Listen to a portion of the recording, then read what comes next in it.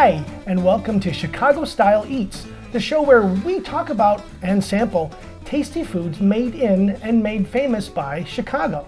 I'm Tony. And I'm Stephanie. And in this episode, we learn about soft serve ice cream and the global commercial enterprise it launched from right here in the Chicago area. Now, I know we're likely to get under the skin of some Chicago food purists with this episode because soft serve ice cream wasn't invented in Chicago. But take the global view and picture yourself as a resident of, say, Bolingbrook, in a faraway land like, say, Rolla, Missouri, and a local asks you where you're from. You can be fairly certain that person isn't going to know where Bolingbrook is on a map. So, unless you're itching to get into a conversation about hometowns, your answer is most likely to be simply Chicago.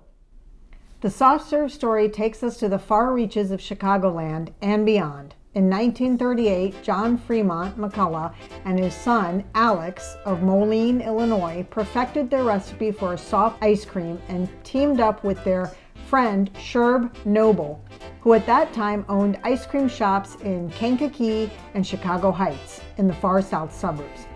At Noble's Kankakee shop, they introduced their soft cream by offering all you can eat for 10 cents and hand dipping their product into 16-ounce cups.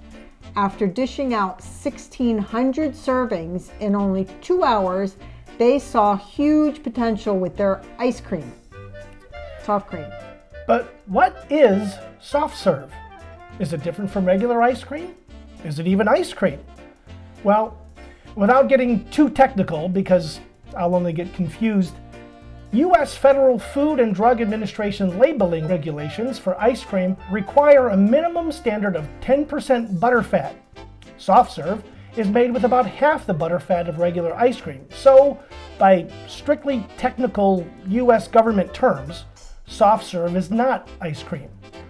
Where ice cream is scooped out of the freezer at 10 degrees Fahrenheit or colder, soft serve is mixed and churned at the point of sale in a special machine that both chills it to a serving temperature of 20 to 25 degrees Fahrenheit and incorporates air into the mixture to make it light and fluffy.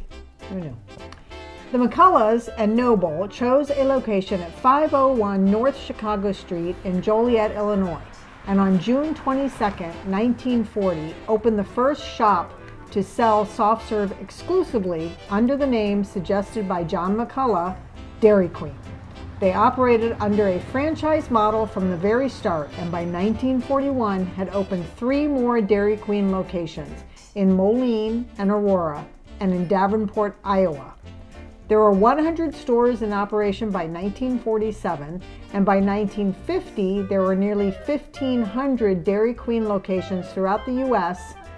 Through the years, Dairy Queen has expanded its menu to include prepackaged frozen treats, fresh grilled items, and frozen cakes.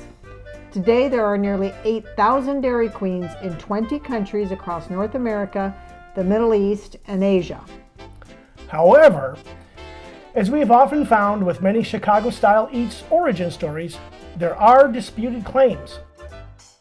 In 1926, 12 years before Noble and the McCulloughs sold their first soft serve in Kankakee, Brandon Lewis of Windsor, Canada, patented an automatic ice cream maker that is reported to be the first soft serve ice cream machine. Over Memorial Day weekend 1934, Tom Carvel claimed he got a flat tire on his ice cream truck in Hartsdale, New York, and, stranded in a parking lot, he decided to sell the melting ice cream to vacationers passing by and hit on the idea of selling a softer ice cream. Carvel reportedly developed a secret soft serve ice cream formula to make his idea work, and he went on to establish Carvel brand ice cream and franchising company. But we like the Dairy Queen story better because, well, Chicago. So here you have it, another Chicago-style eats twofer, soft serve and Dairy Queen, both born in Chicagoland. Sort of. Chicagoland. So, what I didn't know when we started this was that you had never had soft serve.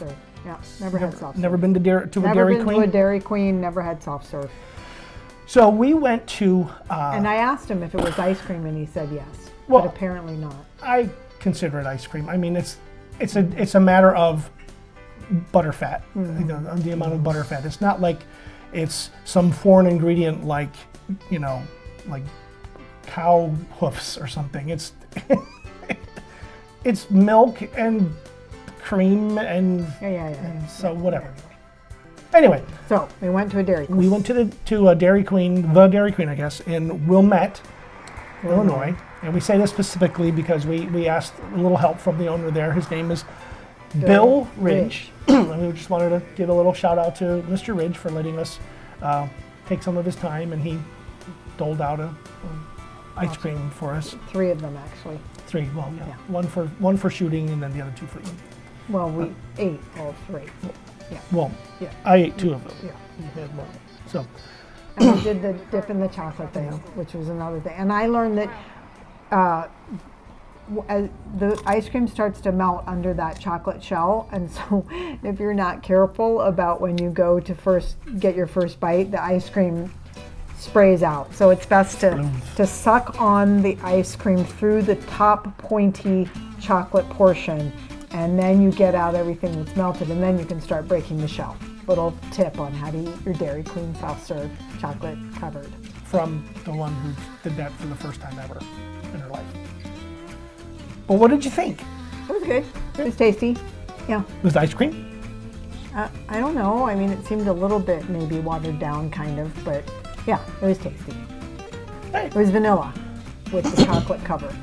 Yeah, I was supposed to get chocolate for the second part when we asked Mr. Ridge to pump out another one, and I forgot. I just got vanilla again. So anyway, not much to say. We went to a Dairy Queen and ice cream. It was tasty. It had chocolate on it. You know, it's a slice of Americana. It's part of our culture, and it was good. Yep. So go to your nearest Dairy Queen or wherever you like to get soft serve ice cream and get some and enjoy. Coming up on the next Chicago Style Eats. After the end of the war between the states, the attributes that allowed Chicago to become the nation's meat packer, those being access to vast and growing rail networks for supply and distribution that radiated from Chicago, and the advent of refrigerated transport, were the same attributes that allowed candy manufacturing to take root here. If you like this episode, click the thumbs up icon below. Don't like it? Let us know in the comments what might make it better. Want to see more Chicago Style Eats? Click the subscribe button below so you can get an alert each time we drop a new episode. Don't know what the heck we're doing? Click on the end screen or the link in the description below to see our intro video.